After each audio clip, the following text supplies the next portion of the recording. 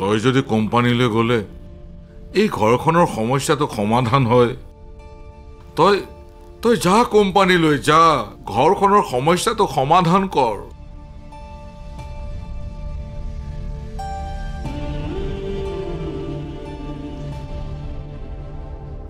এই সৰু, মই তোক হাতযোৰ কৰি কৈছো, অশান্তিবোৰ ইমানতে শেষ কৰ। হে বাবা, এই অশান্তিবোৰ নোহোৱা হলে মাৰা ঘূৰি আহিব।